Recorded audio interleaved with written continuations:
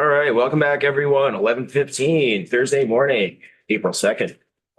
We are doing our first slug of work on S206, an act relating to licensure of early childhood educators by the Office of Professional Regulation. We're starting off with Senator Gulick, who is the reporter of the bill. Senator, good to see you. Good to see you, Chair Byron. Thank you for having me, and thank you, committee, for letting me introduce this fantastic bill. I started off on the Senate floor by saying that since we all had childhoods, we all have an opinion about what this should look like, and a lot of anecdotes and stories and experiences. But what is great about S206 is it's really grounded in data and evidence and research. And I have to shout out my praise for the Sunrise Review Assessment that was done by the Office of Professional Regulation, because it is wonderful. And I recommend, if any of you have time to look it over, I highly recommend it. It is a great document and it was extremely helpful as I was working on this, crafting this report. I will start by just saying this is S206. It's an act relating to licensure of early childhood educators by the Office of Professional Regulation. I'll give you a little bit of background and a little bit of history. OPR only regulates professions when there is a risk of harm. And when they do so at the most minimally invasive way. That could be registration, it could be certification, or it could be licensure. And obviously, when it comes to early childhood education, there certainly is a risk of harm. And that is why they are highly involved in crafting this legislation. So in May of 2024, seeing deficiencies in the areas for growth in our early childhood landscape, Vermont Association for the Education of Young Children submitted to the Vermont Office of Professional Regulation an application for preliminary Sunrise Review Assessment, recognizing early childhood education as a licensed profession in Vermont. The application triggered the OPR regulatory review to assess whether Vermont should regulate early childhood education as a standalone profession. OPR concluded that early childhood education in non-public settings should be a regulated profession in Vermont.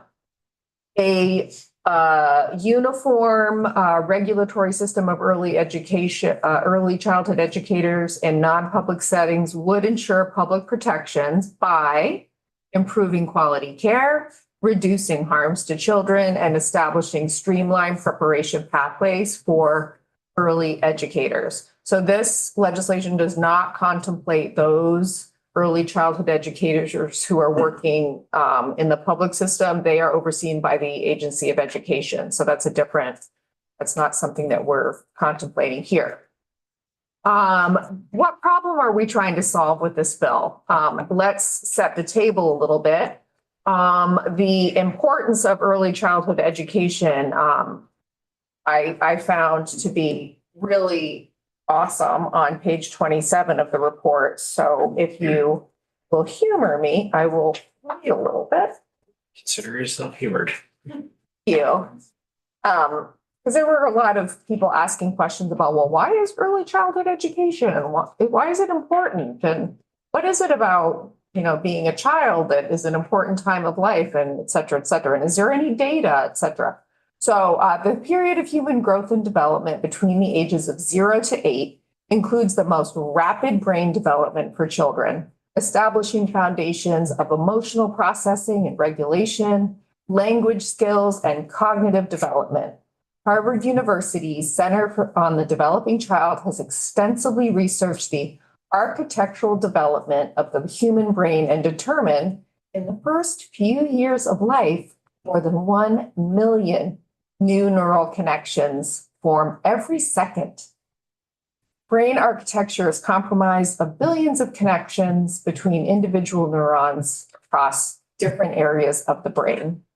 Cognitive and behavioral foundations are formed in these years and will influence the individual's lifelong development and learning. So it's a critical phase of human growth and it needs to be properly nurtured and properly taken care of. So in terms of finances, which was obviously something we're all very interested in always, a $1 investment in early childhood ed yields a savings of anywhere from $4 to $16. So it is just an extremely good investment. The investments that Vermont has already made are Act 166, Act 58, Act 45, Act 76, which was supports for education. And these laws laid bare the issues at hand and gave us tools to begin the work of improvement. This bill is one of those tools. So the problem that we're trying to solve with this bill is reducing the harm, as I said before, that could have lasting impacts and effects, and also improve a lack of transparency and individual accountability that currently exists in Vermont. CDD investigates claims and goes through a process, but it is on the facility and not on the individual. So if there was a complaint filed, technically an individual could remain in the system because that person's not licensed and can travel around. A person who caused harm can move to a different facility. So this bill will allow OPR to investigate individuals and suspend a license if need be. Let's see.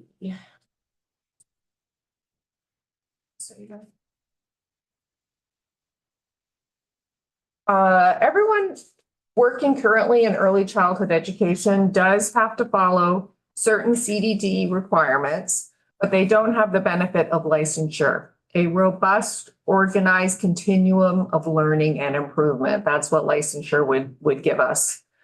You may remember this bill from last year. I don't know. Yes, I see some nods. My understanding is that it passed out of the Senate and it came here, but there was you ran out of time and it got removed from the OPR bill. It was in the OPR bill.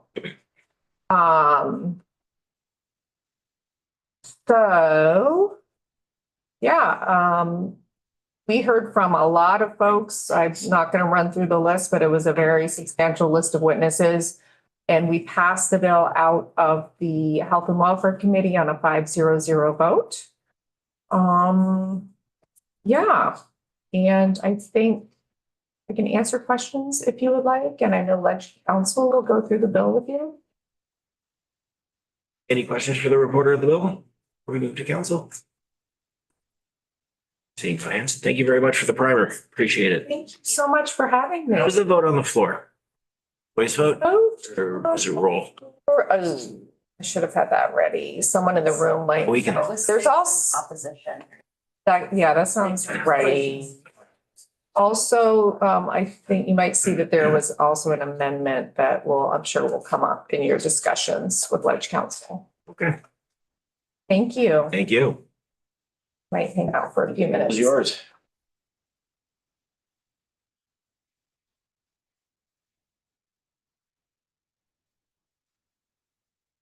Good morning. Katie McGlynn, Office of Legislative Counsel. Nice to see you.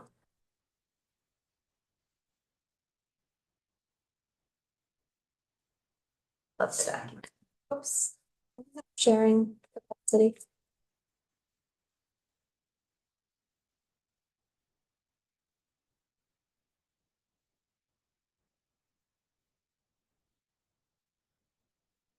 Okay, here we go. Yes. So this bill has already been teed up for you, and I know that you looked at a version of this topic, a bill on this topic last year. So you may see some familiar elements here. This bill starts off with Section 1, and Title 3. There is a section that lists all of the professions that are regulated by OPR, and number 55, early childhood educators, is added to that list. Section 2 is in Title 26, which, as you know, is the title that is specific to professional regulations. In this section, we are creating a new chapter on early childhood educators and programs regulated by CDD. Just to give you a sense of the mechanics of how this is organized, the board would be set up first before the licensure process takes place. So all of the language around the board is in section 2, and that would allow that section to take effect earlier than section 3. Section 3 takes effect at a later date and fills in the rest of the chapter with all of the specifications around how the licensure works. So with regard to the board, this creates the Vermont Board of Early Childhood Educators. At the top of page 2, the board shall consist of 9 members appointed for 5-year terms by the governor, 2 public members, 2 each individuals licensed as an ECE 1, Early Childhood Educator 1, ECE 2, ECE 3, and 1 family child care provider. So those are all different license types. All members shall be Vermont residents, and the members who are early childhood educators shall have been in active practice in Vermont for not less than the preceding 3 years and shall be in active practice during their incumbency. The public members shall be individuals with no financial interest personally or through a spouse, parent, or child or sibling, and the activities regulated under this chapter, so no conflict, other than as a consumer or a possible consumer of its services. Appointments shall be made without regard to political affiliation and on the basis of integrity and demonstrated ability. Vacancies on the board are filled in the same manner of initial appointments, and board members shall not serve more than 2 consecutive terms. Then we go on to the board procedures. Annually, the board is to meet to elect a chair, vice chair, and secretary. Meetings are warned in accordance with 1 VSA Chapter 5. Top of page 3, a majority of the members of the board shall constitute a quorum. Section D, all business shall be transacted by a majority vote of the members present and voting unless otherwise provided in statute. And then we get into what are the powers and duties of the board. So subdivision A1, the board is to adopt rules that are necessary for the performance of its duties in accordance with this chapter, including activities that must be completed by an applicant in order to fulfill the educational and experiential requirements established in the chapter. The board has to provide general information to applicants for licensure as early childhood educators. It must explain appeal procedures to licensees and applicants and complaint procedures to the public. And it must use the administrative and legal services of OPR. In subsection B, the board may conduct hearings and exercise its authority as provided in Title 3. Okay, so now at the top of page 4, we're moving into section 3, and we're amending the chapter that we just created in section 2. So this amendment is happening at a later date. All of sort of the substance of what's happening with licensure is being added at this later date. So first we have our definitions. We already went over what it means, what the board means. An early childhood educator is defined to mean an individual providing care and educational instruction to children from birth through 8 years of age in a program regulated by CDD, including planning and implementing intentional, developmentally appropriate learning experiences that promote the physical, health, and social, emotional, linguistic, and cognitive growth of children. Establishing and maintaining safe, caring, inclusive, and healthy learning environment. Observing, documenting, and assessing children's learning and development. Developing my brain is stuck. Reciprocal, culturally responsive relationships with families and communities. Engaging in reflexive practice and continuous learning. Hold on. Thank you. Page 5 is where we have definitions of ECE 1, 2, and 3 and the family child care provider. So ECE 1 means an individual who practices early childhood education as an assistant educator in a program under the supervision of an ECE 2 or 3, or a teacher who is exempt from this chapter and is licensed by AOE with endorsements and either early childhood education, early childhood special education, or elementary education. Next, ECE2 is an individual who practices early childhood education as the lead or primary educator in a program, supervises the practice of individuals licensed as an early childhood educator 1, and receives guidance from individuals licensed as an ECE3. Early childhood educator 3 means an individual who practices early childhood education as the lead or primary educator in a program, supervises the practice of individuals licensed as an ECE1, and provides guidance to individuals licensed as an ECE2. Family child care provider is an individual who provides developmentally appropriate care, education, protection, and supervision of children from birth through 8 years of age and is authorized by CDD to operate a family child care home. And then we have definition of guidance and supervision in subdivision 7 and 9. As we went through EC 1, 2, and 3, sometimes there was supervision that was required, sometimes there's guidance that is required, so that distinction is set out in those definitions. And then we have a definition of program or program regulated by CDD. Means a program or facility approved by CDD as a licensed or registered family childcare home or a licensed center-based childcare and preschool program that is not operated by a public school.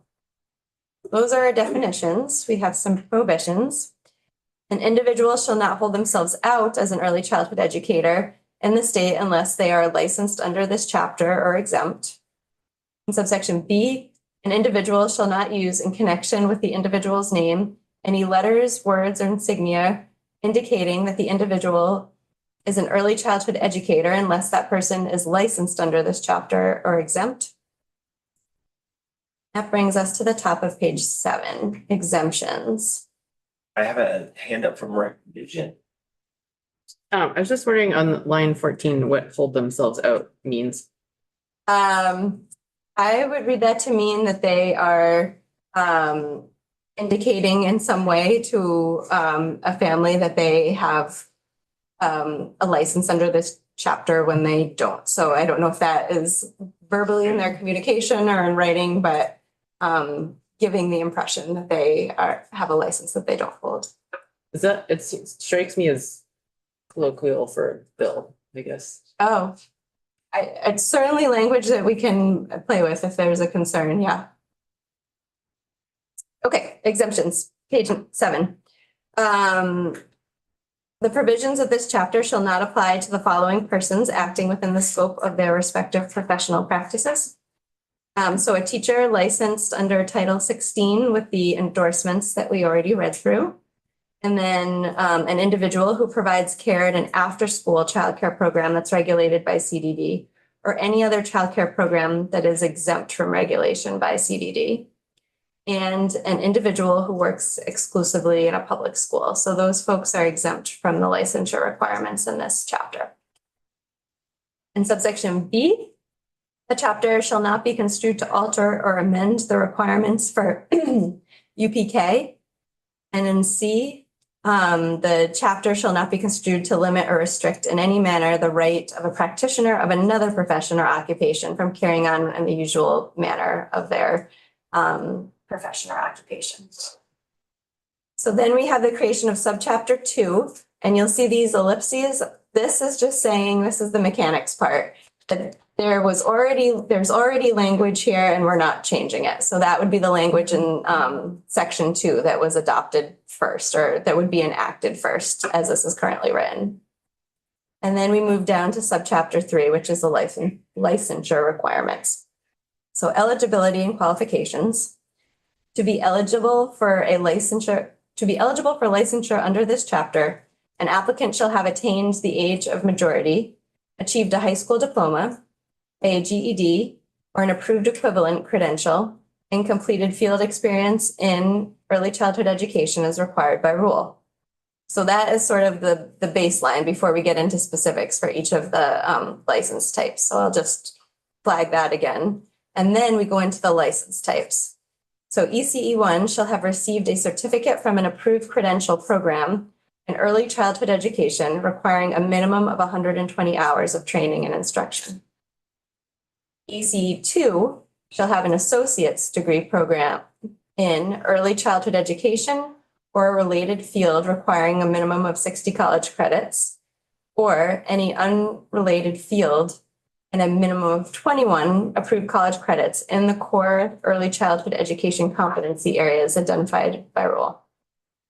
ECE 3, bachelor's degree from an approved program in early childhood education or related field with a minimum of 120 college credits, or any unrelated field and a minimum of 21 college credits in the core early childhood education competency areas identified by rule.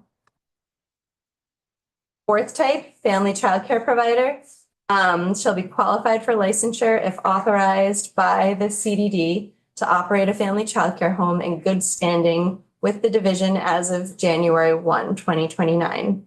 The board shall not accept applications after January 1, 2029. So if a person is a family childcare provider now and up through January 1, 2029, they could get a license as a family childcare provider and they could continue to hold that license after January 1, 2029, unless they leave for a certain period of time and want to come back into the profession, in which case they would have to come back in as an ECE 1, 2, or 3. There you go. So the family child care provider licensure will go away. It will go away. It will be, I guess the term I've heard used is it's a legacy path. So if people are currently practicing as a family childcare provider, they can continue to do so as long as they don't take a break for a certain number of years and then decide to return. Subsection C, approved educational programs may offer college credit based upon assessment of the individual's competencies acquired through experience working in the profession. And in subsection D, in addition to the requirements of A and B of this section, applicants shall pass any examination that may be required by rule. Next, we have language about license renewal. Well, man, I got a. Oh. Sorry, the reason for the examination being required by rule is there's no current national examination. Is that? That's my understanding, but you should ask the field that question. I'm not the best person to. And it's obviously you see that it's only if it is required by rule. So there's a path forward where it is never required by rule. I think so. Okay, license renewal. Licenses shall be renewed every 2 years upon application and payment of a required fee. Failure to comply with the provisions of this section shall result in suspension of all privileges granted by the license beginning on the expiration date of the license. A license that has lapsed shall be reinstated upon payment of the biennial renewal fee and the late renewal penalty pursuant to Title III, except that a family child care provider license shall not be renewed after a lapse of 2 or more years. So that's the time period that I was referring to. You're a family child care provider, you have the legacy license, you leave the practice, the profession for 2 years. And then after that period, you decide to, again, be an early childhood educator, you would come back under one of the other license types. Subsection B, the board is authorized to adopt rules necessary for the protection of the public to assure the board that an applicant whose license has lapsed for more than 5 years is professionally qualified before reinstatement may occur. Conditions imposed under this subsection shall be in addition to the requirements of subsection A of this section. Subsection C, in addition to the provisions of A, an applicant for renewal shall have satisfactorily completed continuing education required by the board. And for the purposes of this subsection, the board may require by rule not more than 24 hours of approved continuing education as a condition of renewal. And then we have the fees section. I won't read all of these to you, but you can see that it's broken down into category, license category type. For each, there's an application for initial license and a biennial renewal fee. And then we move to our section on unprofessional conduct. As used here, it means conduct that's prohibited by VSA 129A or by any other statutes relating to early childhood education, whether that conduct is by a licensee, applicant, or individual who later becomes an applicant. Conduct that results in a licensee, applicant, or an individual who later becomes an applicant being placed on the Child Protection Registry, or conduct that is not in accordance with the professional standards and competencies for early childhood educators published by the National Association of the Education of Young Children. Next, we move into a section on variances. There are three variance paths that I'll walk through with you. Two of them go away at a certain period in time. The last one is a permanent variance, so that would stay in the statute on an ongoing basis. And Senator Gulick has left. She mentioned it a floor amendment, so that permanent variance is the floor amendment. It had some other pieces, but that was sort of the most significant piece. So first, the board shall issue a transitional early childhood educator 2 or 3 license to a teacher or director of a program who does not meet the educational and experiential licensure in this chapter. Transitional licenses shall be valid for a 2-year period and shall be renewed by the board for an otherwise qualified applicant for an additional 2-year period with satisfactory supporting documentation of the individual's ongoing work to obtain the required educational and experiential qualifications under the chapter. At the conclusion of 3 2-year transitional licensure periods, or up to 6 years, the board at its discretion may issue one final 2-year transitional license for an otherwise qualified applicant if the licensee can demonstrate extenuating circumstances for not having attained the educational experiential requirements of this chapter. So up to 8 years variance on that subsection A. Moving to subsection B. In addition to the transitional licensure available pursuant to A, the board shall also issue an ECE2 license for individuals who have completed the eligibility requirements set forth in 622 1A and D of this chapter.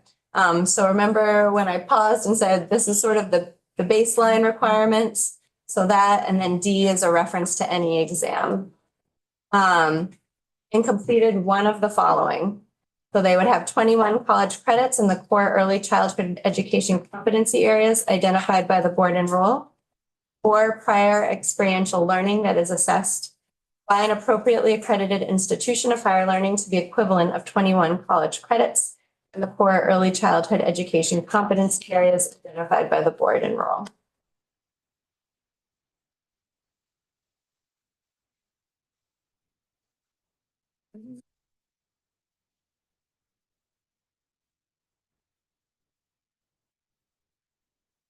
Oh, okay.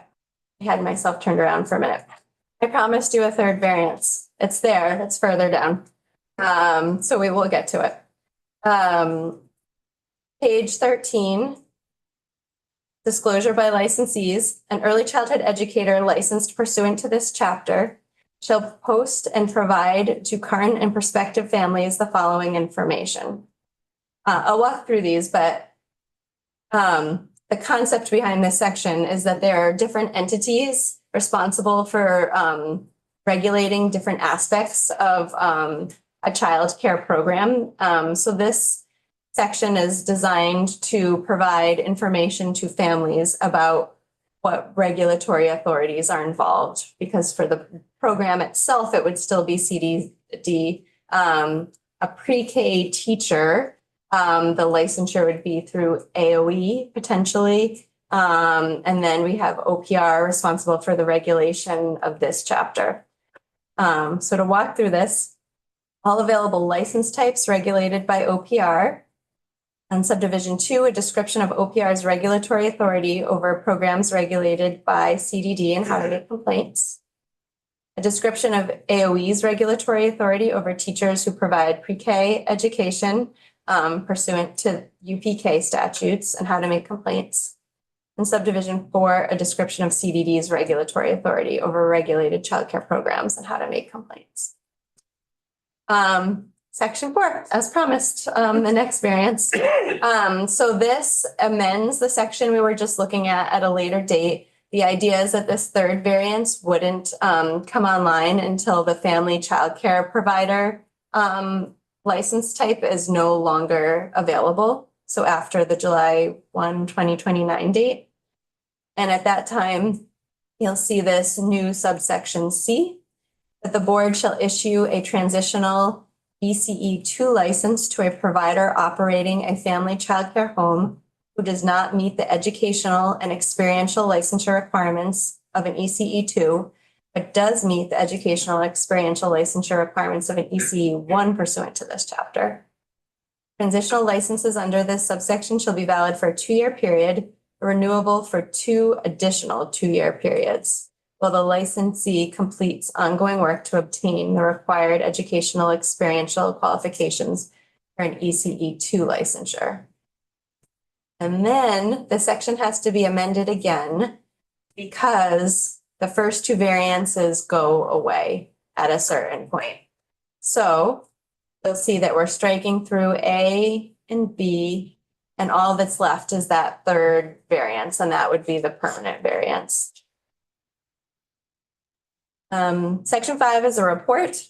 On November 1 of 2031, OPR in consultation with CDD is to submit a written report to various policy committees regarding the implementation of the chapter, including the number of licensees by type, the state resources necessary to implement the chapter, the number and nature of any complaints or enforcement actions against a licensee, the qualifications required for each license type, any changes in number of registered and licensed family childcare homes, recommendations to encourage the opening of additional family childcare homes, and any other issues the office deems appropriate. Section 6, here is appropriations and positions for fiscal year 27. So 1 full-time classified executive officer of the Vermont Board of Early Childhood Educators. Remember, even though the programmatic piece itself isn't taking effect initially, there is a period of time when the board is getting itself organized to get the rules in place for the program. And then 1 full-time exempt staff attorney this year. In fiscal year 27, 262 is appropriated from the general fund to OPR to be used for licensure. But then we have this contingency funding language that was added by Senator Probst. The duty to implement Section 6, which is the positions and the money. The duty to implement this act, oh, that's the title, is contingent upon an appropriation of funds in fiscal year 27 from the general fund to OPR for the purpose. So you could, as drafted now, if this were enacted in this form, the legislation could be enacted, but there would be no obligation to carry out, to hire the positions if it's not funded in the fiscal year 27 budget. Effective dates. This is important in this act. So Section 1, which is just the list of professions. Section 2, which is the board. Section 5, which is the report. Section 6, which is the appropriations. And 6A, which is the contingency on the appropriations. Those pieces take effect July 1, 26. Section 3, which is the programmatic piece itself, takes effect July 1, 28. Section 4, when the new variance takes place, or the third variance takes place, January 1, 29, when the family childcare provider license falls off. And then Section 4A, which is the removal of the top 2 variances, A and B, those are removed as of July 1, 2036. All right, there we go. We plan on doing notable work on this. So what I would like request of the committee sentences, try and complete them, is we hold off on questions right now because we're butting up hard against lunch. We have a bunch of people still to come. So if that works for everyone. Thank you so much, council. Yes. Up next, we have our friends from the Secretary of State's office. Would you like to come together or? Would it be possible for Dr. Crossman to go? Because we're here Absolutely. all the time. Absolutely, yes.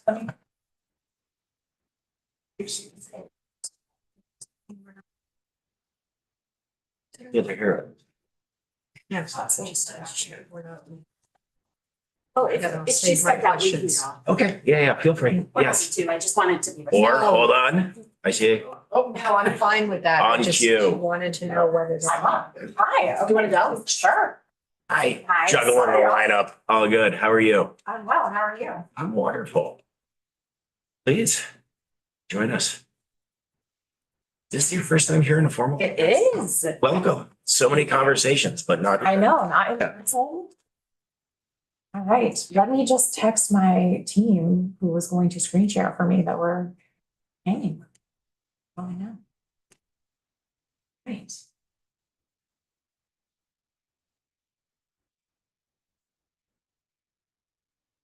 What a beautiful thing. Oh, look at that. Action ready. Okay. Good morning. For the record, I'm Dr. Morgan Crossman. I'm the Executive Director of Building Bright Futures, which is Vermont's Early Childhood State Advisory Council. I don't usually get to hang with your committee, so this is very exciting to be able to spend a little time. But in terms of our role in the system, we are the primary advisor to the governor and legislature on children and families in the state prenatal to age 8. So as we think about legislation or any sort of implementation of programs and services for kids and families, we are generally in that space to come in and say, okay, what data do you need? What do you need to understand from the voices of those most impacted? And then bring it into a space to say, here's how that maps with the broader vision that we've set for kids and families in the state. We are a nonpartisan public-private partnership, and that is very complicated, as you can imagine.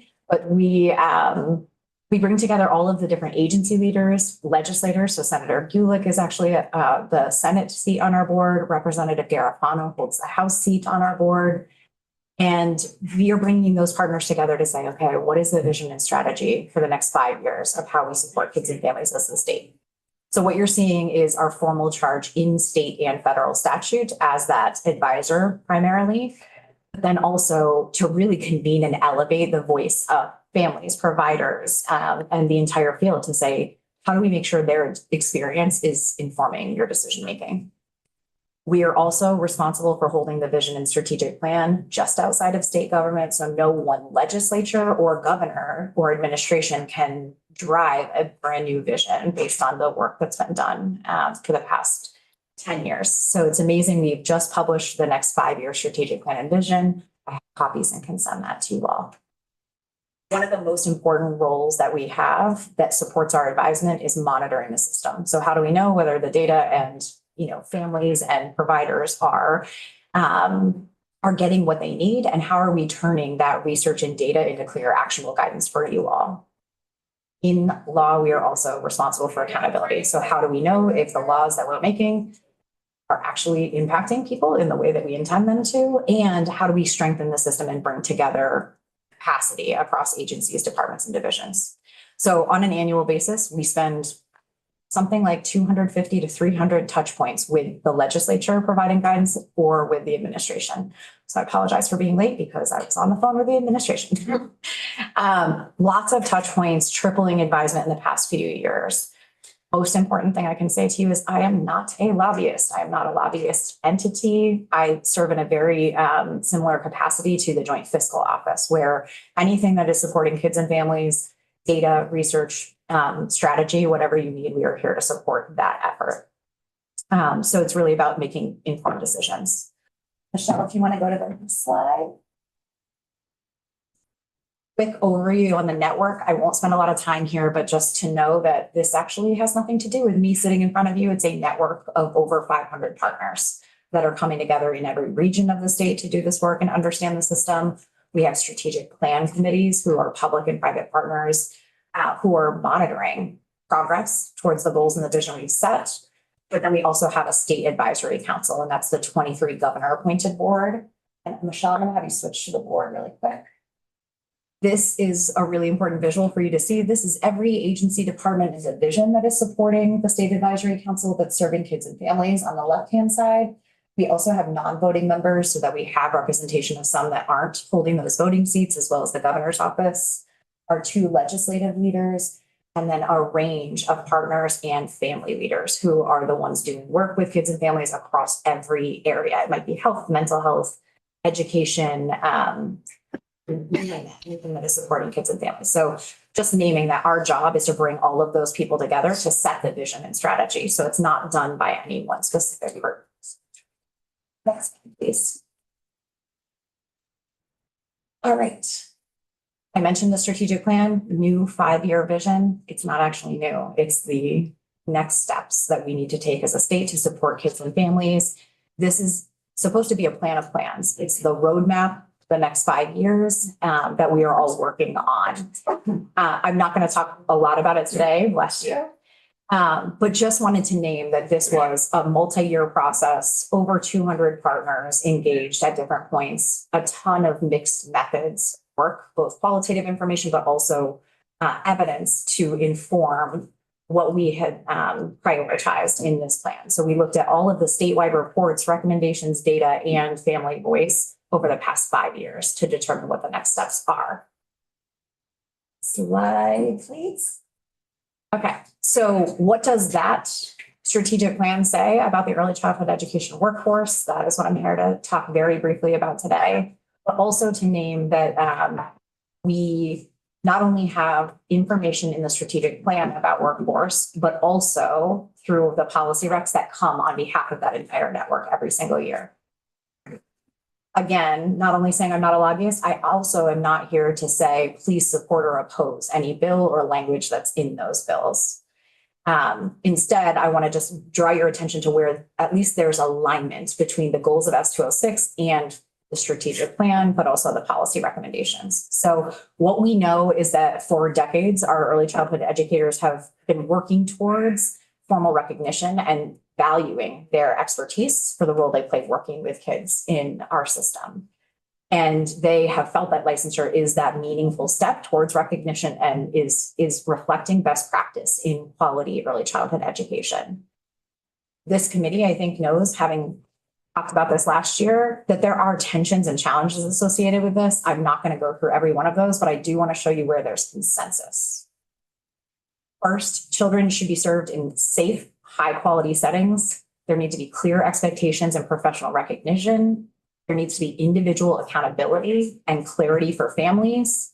And Michelle, if you can go to the next slide, transparent and a consistent system with quality benchmarks. One of the things that we heard the most discussed this year is maintaining and protecting access and stability of the existing system and workforce. So there's been so much discussion about how improving or making changes in licensure or regulation impacts the existing workforce. And that has been a shared value. How do we maintain and protect while we are also moving towards high quality? So next slide, Michelle. In terms of the State Advisory Council network and what you need to hear from that group, what we have determined, at least through all of our research and data and the strategic plan, is that this is an important step. People really are looking for the pursuit of licensure and really thinking about how we build quality in the system, and that the biggest points of tension from our perspective are implementation and transition, and that we have to be very careful and thoughtful about what that looks like. So in terms of what we would ask the committee to really think deeply about in this next few weeks or however long you are tackling this piece of legislation is, one, prioritize direct testimony from early childhood educators. You need to hear from the field. Yes, you are hearing from all of us in this space. We have compiled information from all of them, and they are the ones working directly with kids and families and can talk to you about the nuance of how this proposal might affect them and how some of the tweaks that have been made in the last couple of weeks also impact them. And the field changes so fast. I have an 8-year-old now. It is drastically different than when I was a parent of a young child in that system. So just naming that you really need to hear from people in the field at this moment. And then at a higher level, my encouragement for this committee would be, whatever changes we make need to prioritize early childhood educators and their resources and their time to be able to make change and make a transition successfully, right? So even if we as a state are so committed to what high quality early childhood education looks like and moving in that direction, how do we do it in a way that supports the existing workforce and gives them what they need to be able to do that well? I would also say we need to be looking at having consistent standards across settings, right? It should not be that the quality of care a child receives depends on whether or not they are in X setting versus Y setting. And that as we think about transition support in particular, how a different setting may have different resources. So for example, if we're thinking about a setting like a center that employs so many different staff, they may be more positioned to more quickly make a transition, right? They have additional capacity, and they may, require a different level of support across its workforce. Whereas our family childcare homes might be a single individual adapting to the same piece. So again, our guidance here is there are different impacts. It doesn't mean that we shouldn't be moving that direction, but how do we support each group with what they need so that everybody can be successful, that we are maintaining slots and we're maintaining educators. Big picture, I would say the State Advisory Council Network and that strategic plan is saying licensure will strengthen our ability to provide high quality childcare, and the gaps that we have in supply and demand are still there. So we need to be really mindful of that as we're making this transition. So in terms of thinking about implementation, that's where I would love this committee, and our colleagues will talk about this with you as well, to be really intentional about not adding strain, really thinking about what this transition looks like, especially for infant care, right? Our youngest and most vulnerable children. And to make sure that we are tackling some of these existing barriers. We do have some lead times. We have, barriers and challenges around fingerprinting and background checks that need to be done at the same time, right? So again, just that reminder that this is an integrated system and impacts from one thing will impact the other. They need to be done in tandem and together. Questions? Anything you would like to hear from me? Questions for right now? I anticipate actually having you back as we do some more work on this. So, just being conscious of time right now, I think I want to move on to the next witnesses. So thank you. And then we also have Sharon Harrington. Did you go for OPM? Is that what's it? Yeah, if that's okay with, you folks. I just want to make sure I'm not stepping on any here. Yes. Okay. Okay, great. Thank you. And then we'll. Thank you. Right. So today, I want to introduce myself again. I'm Sharon Harrington, the Executive Director for the Vermont Association for the Education of Young Children. And I am so grateful for your time and interest in the work that we do and the educators that we work with. We are tight on time, so I submitted full testimony, but I'll just hit a few key points today, and then you can go back and read the other details so that you can get to lunch, because there's nothing worse than being the person between lunch. So I want to be respectful of that. So thank you for this opportunity to provide introductory testimony on S206. I just want to begin by saying that Vermont AEYC fully supports this legislation as the necessary step to strengthen our early childhood educator workforce. And we know a strong workforce is what we need to ensure that every child and family can access quality childcare. Our organization is a nonprofit that is the largest membership and advocacy organization for early childhood educators here in Vermont. And we are the state affiliate of the National Association for the Education of Young Children, NAEYC, which is one of the country's leading early childhood education organizations. And you heard reference to that earlier already today. So we're connected to early childhood educators as an organization with our team in every corner of the state and in every type of childcare program, working to make sure that everyone in the workforce has the resources that they need. And I'm here today because early childhood educators have asked for this bill. Early childhood educators in all regions of the state, including our rural communities, and in all roles support this, from family childcare providers to center directors to classroom teachers. And I completely agree with Dr. Crossman that, hearing from those most impacted by this bill is really an important priority. So our role at Vermont AUIC has been to support workforce leadership and engagement that resulted in the recommendations and the requests for regulation that led to S206. We convened a task force representing early childhood educators across all settings who led several years of workforce outreach.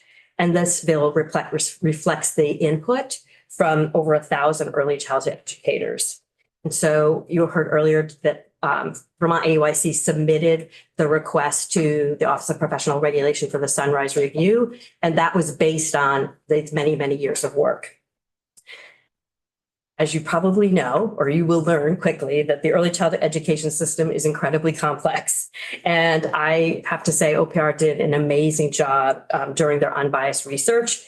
And we agree with their conclusion that early childhood educators working in CDD programs should have a license to practice. Act 76 stabilized childcare in Vermont, and S206 is actually the next step, creating accountability for that public investment and ensuring that we have the workforce to deliver the childcare our state needs. A strong supported workforce means reliable access to quality childcare for families so that they can work and know their children are thriving. And that's why early childhood educators themselves support this bill. And we all know ultimately this is what's best for young children. We also know that it will strengthen our workforce because people want good careers in early childhood education. We partner with the Child Development Division to administer scholarship programs and services for early childhood educators. So we have our own data. BBF can share incredible amounts of data, but we also have some data of the programs that we administer. And some of the highlights that I just want to quickly cover today, and we can dig into this more if I am able to come back. Since Act 76, the regulated childcare workforce has increased by 8.5%.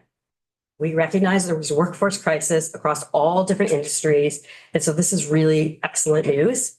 It's now over 8,000, our workforce, and about 7,000 of them would be impacted by this bill. And since Act 76, the number of people working in this workforce with a degree has grown by more than 22%. In 2025, our Teach Scholarship recipients, that is one of the scholarship programs that we administer at Vermont AUIC, represented all 14 Vermont counties, and half of those were first-generation college students. Our apprenticeship enrollment is growing. We also administer a youth apprenticeship program through career and technical education centers, which was so popular that the legislature expanded funding last session to prevent a wait list. Enrollment in early childhood education certificate and degree programs is very strong at CCV and in our other higher ed institutions. Childcare programs seek to improve. In 2025, our team provided support and coaching to 95 family childcare homes and 122 center-based programs, exceeding our goal by 22%. Since Act 76, more family childcare homes are opening than closing, which is really in contrast to what is happening in other states. And this is in spite of what we know, the Vermont housing pressures and aging demographics. So that's a snapshot of our current and future workforce. And so we're excited to be so close to a system that will deliver what we've been asking for. Individual licensure to practice protects the public, it supports children, and it strengthens the early childhood educator workforce. In Vermont, there are more than 8,000 early childhood educators working in those non-public childcare programs regulated by the Child Development Division. That means most of Vermont's youngest children and all of the infants and toddlers in regulated care attend these programs. There is not currently a system of individual regulation that supports aligned qualifications and accountability for these educators. So I just want to start off by saying I urge you to support this bill. I look forward to representing our early childhood education workforce in continued testimony. And I'd love to come back with the lead coordinator of our Advancing Early Childhood Educators as a profession, Susan Titterton, together we can share a more in-depth background on how this was workforce led over those many years leading to the recommendations and, sort of elevate why we believe this is what's best for Vermont's children. And it's ultimately going to be best for childcare businesses who are trying to hire employees and increase access to childcare. So thank you for your time. There's more content in my submitted written testimony, but I want to make sure that you can continue on with your day. So any questions in this quick overview or that you would like me to come back with when if I have the opportunity? Any questions? Thank you. Okay, thank you. And last but not least, for a close, Mhm. Come together as we love to. hey, we do enjoy duets here. Said that time and time again, and it is a heartfelt sentiment. Let me take this one. Oh, okay.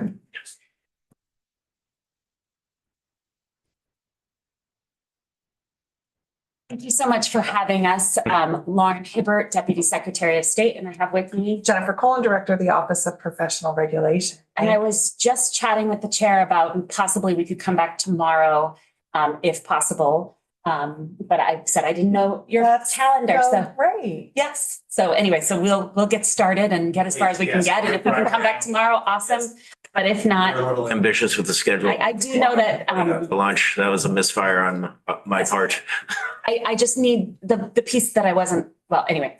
We would hope to be able to be here tomorrow, but we will need to confer on scheduling. And may I ask, how much time do we have? Because that's going to impact where we go. Do we have 4 minutes? Oh, no, we have How much time would 10 you, minutes? Well, I mean, we could talk. how does 10 sound? 10? Yeah. Okay.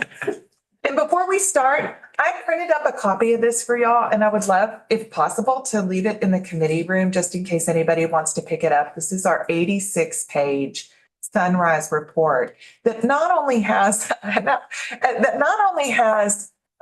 all of the foundational work that went into this legislation, but we also included in there every single public comment, a synopsis that we received in our outreach with the public. We had public hearings. We had an email inbox with public comments. So we provided all of that, the good, the bad, and the ugly. So it's all in here for you to read. And I'm just going to leave that here for you if that's okay. Oh, thank you. We also have it on our webpage under reports and resources, if anybody listening wants to read it.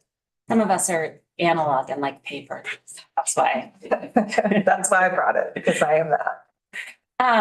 So I do recommend reading that in large part because Director Collins spent considerable time doing it. But the ultimate finding and the important thing for this committee to remember is the high goal of the Office of Professional Regulation is to protect the public. And that analysis was done under Chapter 57, which is in Title 26. A beautiful set of statute, which really requires that our state, before we regulate a profession, do an analysis, a concrete analysis based on data and findings and stakeholder participation and public outreach to assess whether a profession needs to be regulated and whether it's necessary to protect the public, whether there's evidence of harm. And if there is evidence of harm, then the state is then instructed to figure out which level of government intrusion on the marketplace should there be. It's a very libertarian statute. And there's 3 different layers of licensure. We've talked to you in this committee quite a bit about it.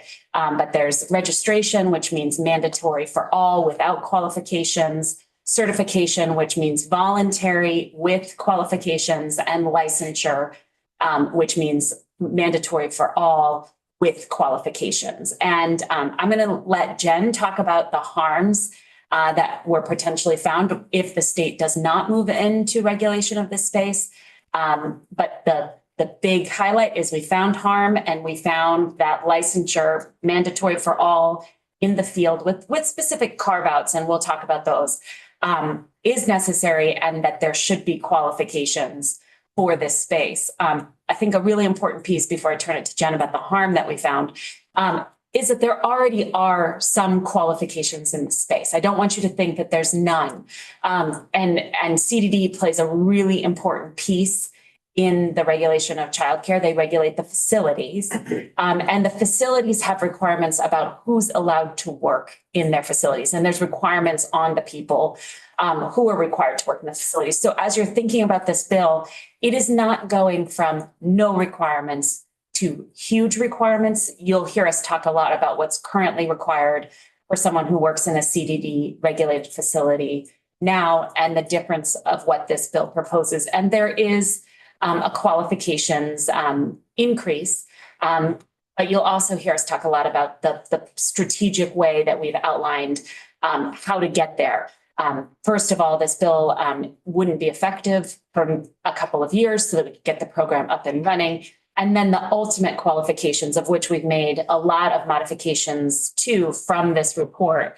Our initial recommendations are in this report, but what is sitting before you has gone through a robust Senate process, has been passed out of the Senate now twice, weirdly, with a lot of different pathways. So we really look forward to diving into all of those things, but maybe you could just speak to the harms that we found, because I think that's a good. Happy to do that. And we can just leave it there after we're done. Also, just to preview for you, the testimony that I prepared is 17 pages, but there's 2 appendices and beautiful little one pagers for y'all to take a look at that have the information kind of at a glance. And then the second appendix is about our Sunrise process, the childcare crisis in the state, and our findings, our detailed findings about risk of harm to young children. So if you want to really dive in further about what's the risk of harm to kids if we don't do this, the second appendix, Appendix B, starting on page 3, kind of dives in for a few pages about this. But OPR recognized 2 types of public harm in its report. And those are 1, physical and emotional abuse, maltreatment, and neglect of children. And unfortunately, we know that happens. And 2, poor educational, developmental, and health outcomes for children that are caused by low quality care and lack of access to high quality care. So just to dive into those 2 different types of harm a little bit. We know that young children ages 0 to 8 are Vermont's most vulnerable population. They may be subject to physical, emotional abuse and maltreatment or neglect by staff at regulated childcare facilities. And I just want to say, we see news stories about the worst of the worst, but the impacts of even neglect, not responding to an infant that's crying, leaving them there, that has impacts on how their brain develops. And it has impacts on how their body responds to the stress of not receiving care when they are crying and need attention. And then that impacts, if that happens often, if they are not responded to often, if they are neglected, that has long-term health consequences, including cardiovascular disease, diabetes, increased rates of mental health issues, increased rates of addiction. So children that are coming out of environments, even when there's neglect, are having increased rates of these kind of poor outcomes. So in the Appendix B, I highlighted a few cases that we've seen in Vermont in the last couple of years. A Rutland child care facility that was shut down in October of 25 after CDD determined physical abuse of children occurred, as well as staff cursing and making threats of harm to the children. A Hyde Park child care facility that was also closed in October of 25 after CDD determined maltreatment of children, including covering the faces of sleeping infants. In 2023, a Berrytown child care facility was shut down after CDD found many violations, including that young children were shaken, that an infant was tossed onto a changing table, hitting the baby's head, pinching a baby's nose to make it drink out of a bottle, denying infant sleep time, cursing at children, and waiting significant time before attending to crying infants.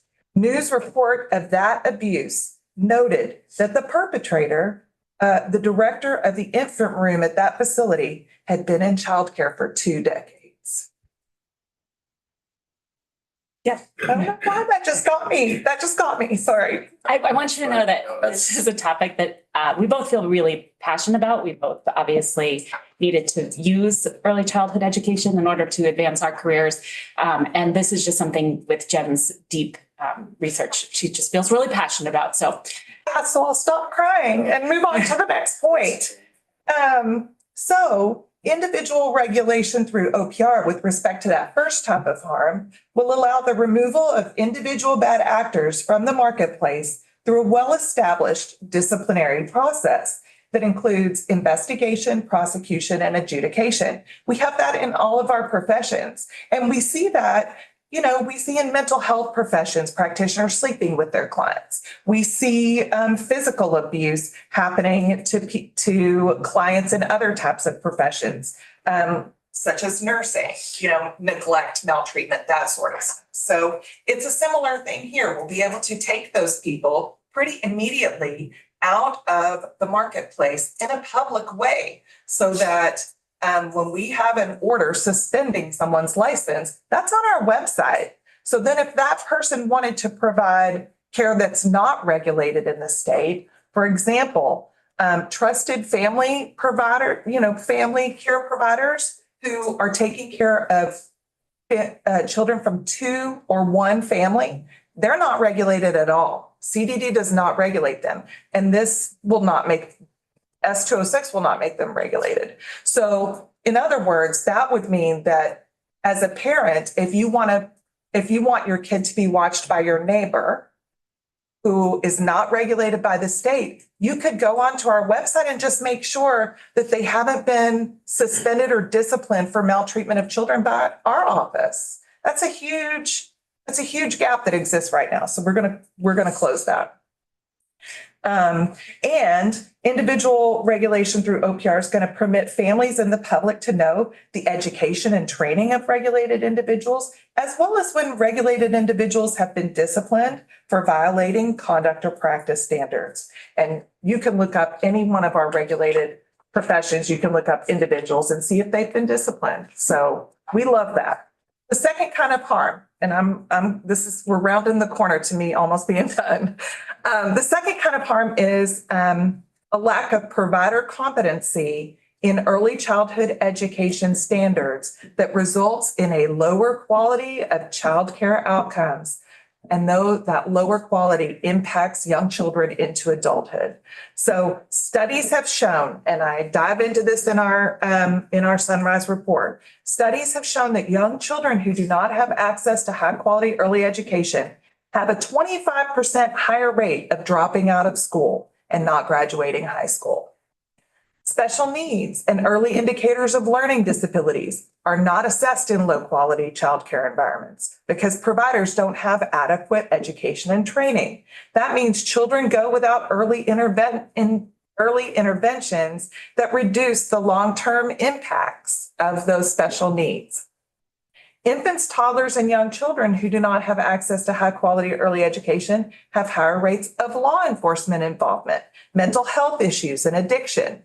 So when you heard testimony earlier that high-quality early education has a substantial return on investment, that's why, because for every dollar you invest in early education now, you're going to see a return on your investment of $4 to $13 because people are going to need less medical care. They're going to need less interventions in school for special needs. They're going to have less law enforcement intervention. So that's saving the government money, which is a fantastic thing. We love that.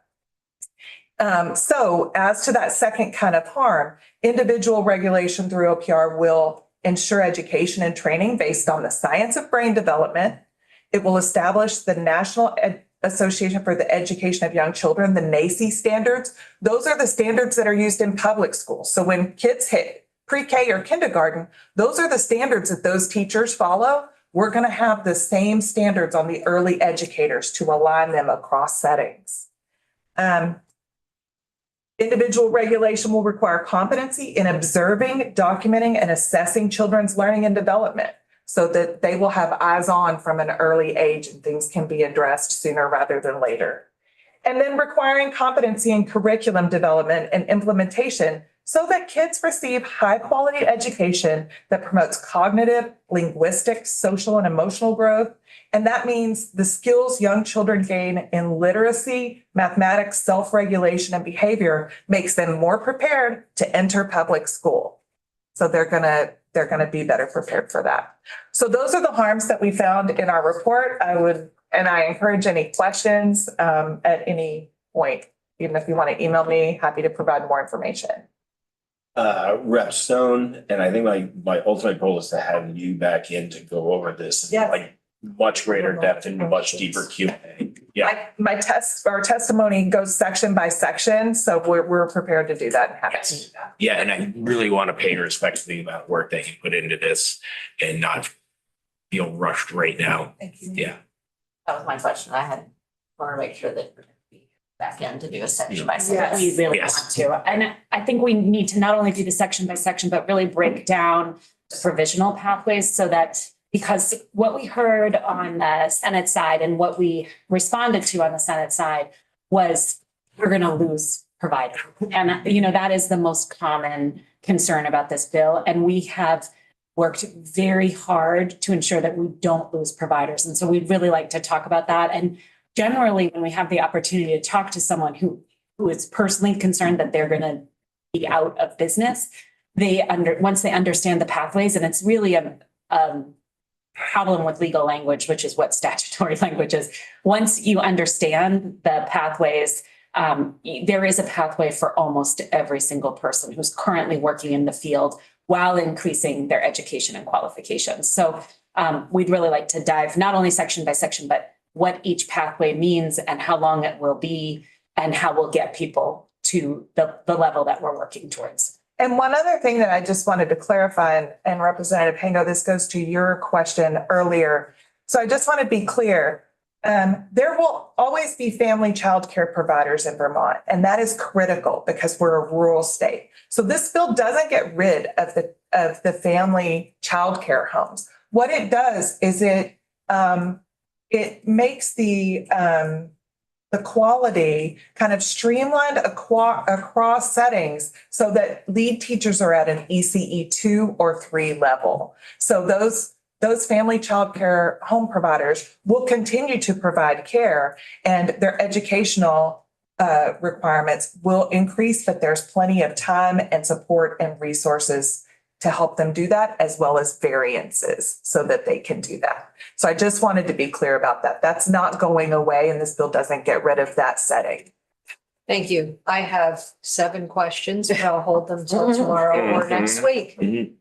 Great. Thank you so much. Yeah, no. And we will have you back as soon as possible to go over this in greater depth. So Thank you. appreciate it.